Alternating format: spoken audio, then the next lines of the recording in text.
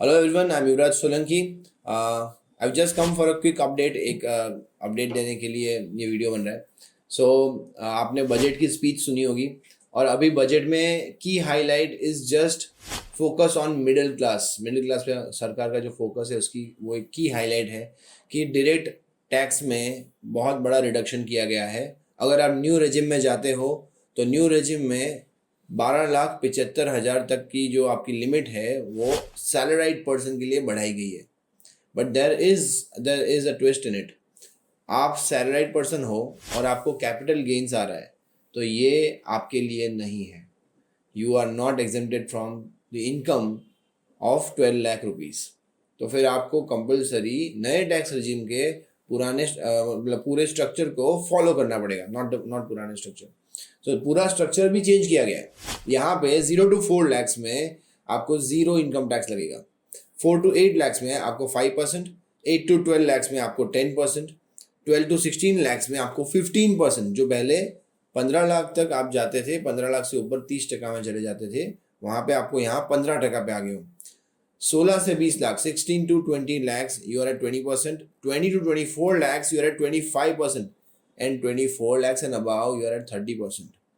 सो अगर आप सैलराइड हो और आपको long term capital gain property से या इक्विटी से या शेयर मार्केट से आ रहा है, डोंट वरी, फिर भी आपको बहुत ही बड़ा एग्जेम्पशन दिया गया है.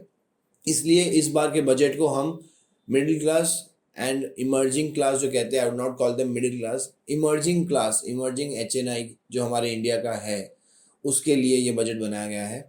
और इससे एक क्लैरिटी और आ गई कि government is very serious. Government बहुत ही सीरियस है आपको नए टैक्स रेजिम में पुश करने के लिए. बजट स्पीच की स्टार अनाउंसमेंट या बिगेस्ट अनाउंसमेंट वो न्यू टैक्स रेजिम के अंदर जो एग्जेम्पशंस थे वो था. So everyone is shouting loud about tax regime में चेंजेस के लिए. बट इसके अलावा भी बजट बहुत कुछ होता है. बजट बहुत सारी चीज़ों के लिए होता है. Budget is about India and not about just the middle class, not about just individuals. अगर आप जानना चाहते हो कि बजट स्पीच किसके बारे में है, मैंने कैप्शन में लिंक डाला हुआ है जहाँ पे प्रेजेंटेशन है पूरा जो फाइनेंस मिनिस्ट्री से आता है बजट स्पीच पे. It is very simple and very easy. Yet मैं की हाइलाइट्स में से एक चीज़ पे फोकस करूँगा. बजट स्पीच में ship building and ship breaking इस इंडस्ट्री को बहुत बड़ा बूस्ट दिया गया है. बजट स्पीच में सबसे ज़्यादा एक्सपेंडिचर डिफेंस को जैसे अमूमन होता है दिया गया है. बजट स्पीच में CDMO कंपनीज को फ़ायदा होने का बहुत बड़ा पॉसिबिलिटी दिख रहा है. बिकॉज बहुत सारी मेडिसिन एंड बहुत सारी क्रॉनिक डिजीज़ या सीवियर डिजीज़ के ट्रीटमेंट्स में एग्जेम्पशन और रिलीफ दिए गए हैं. बजट स्पीच सुनने के बाद आपको समझ आ ही गया होगा कि government is focusing on consumption.